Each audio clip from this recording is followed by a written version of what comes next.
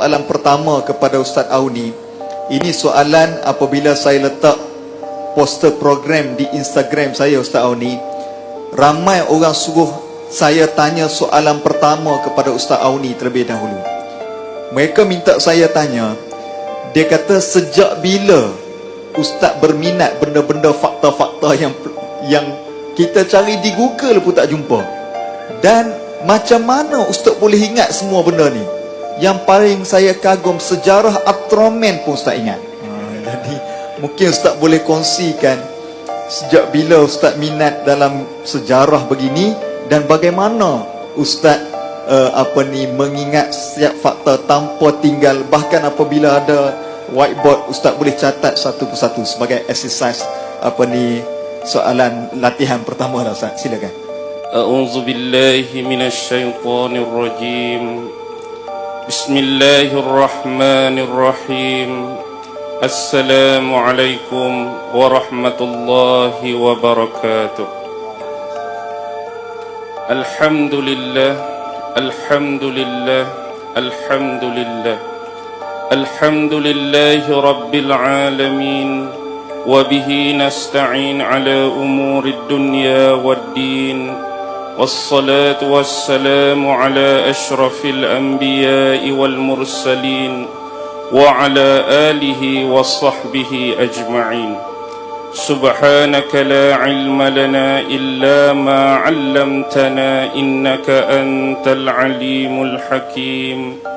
قال رب اشرح لي صدري ويسر لي أمري واحلل عقدة من لساني يفقه قولي. اللهم يسر ولا تعسر. اللهم صل على سيدنا محمد وعلى آله وصحبه وسلم. أما بعد. Alhamdulillah, syukur kehadrat Allah subhanahu wa ta'ala, kerana dengan limpah kurnia rahmat, kasih sayang dan inayah daripada Allah subhanahu wa ta'ala, alhamdulillah, pada pagi yang mulia lagi penuh keberkahan ini, kita sama-sama ditempatkan di rumah Allah ini, di dalam masjid ini.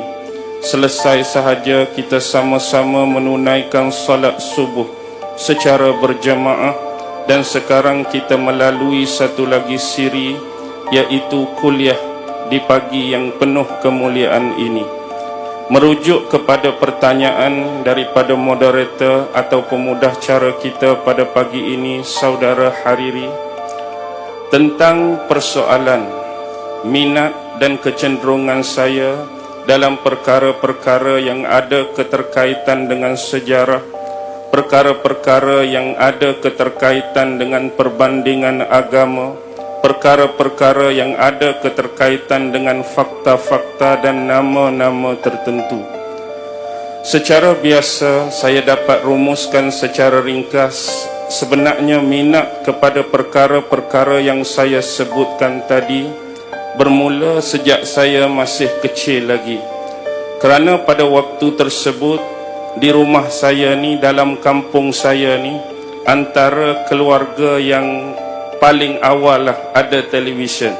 Sebab dahulu kita orang-orang kampung ni faham-fahamlah kedudukan keuangan.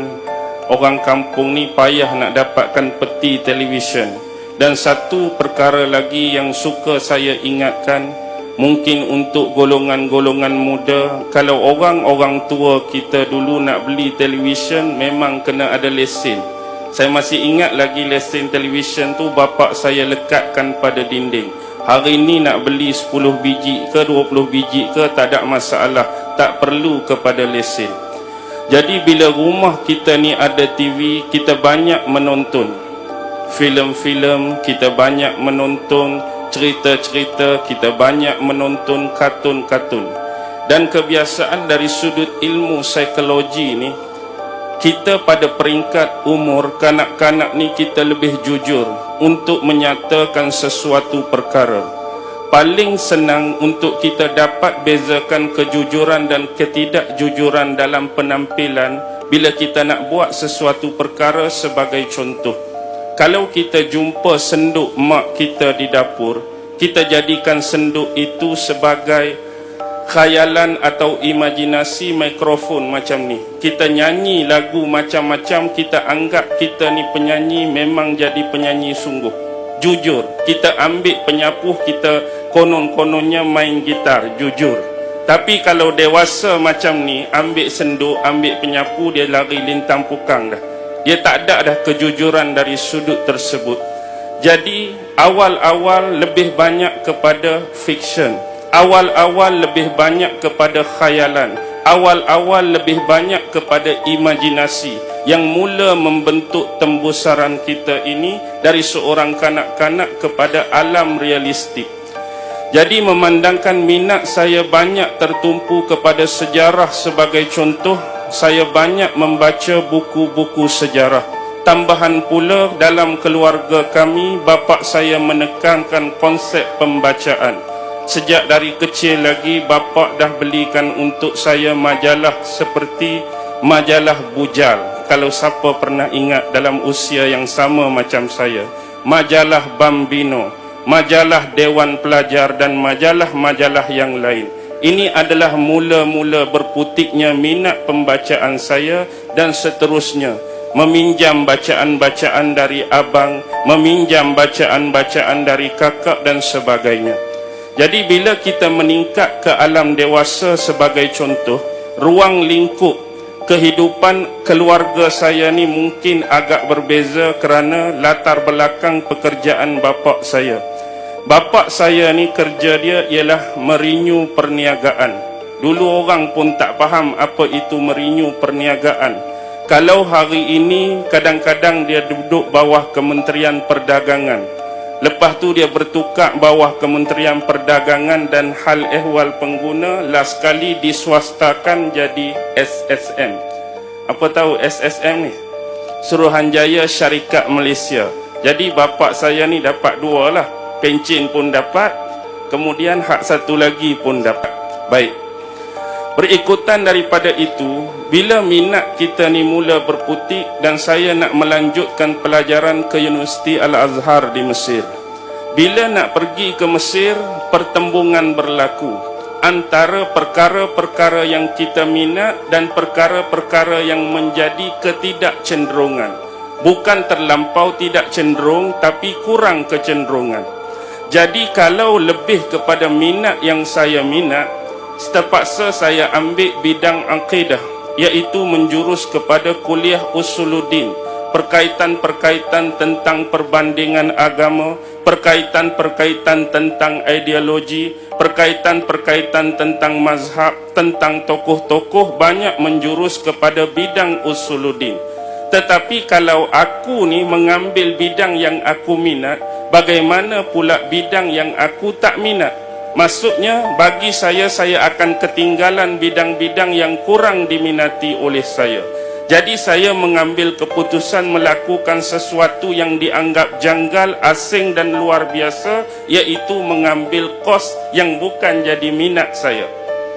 Kos saya yang sebenar ialah Islamic Law, Syariah Islamiyah, bidang perundangan Islam di Universiti Al-Azhar. Jadi bagi saya, sesuatu yang kita minat, orang tak payah petik. Sesuatu yang kita minat, orang tak payah suruh. Memang kita akan pulun, memang kita akan gasak, sebab tu jadi minat kita. Tetapi bagi kita yang kurang cenderung dan kurang minat dalam satu perkara, bila kita ambil kos tersebut, jurusan tersebut, sekurang-kurangnya kita mendapat ilmu, kita mendapat pengetahuan, kita mendapat maklumat berkaitan perkara-perkara yang kurang menjadi kecenderungan bagi diri kita. Bila saya berada di sana sebagai contoh, bumi Mesir dikenali sebagai Ardul Kinanah, dikenali sebagai bumi Anbiya. Di sana adanya bumi Nabi Allah Musa.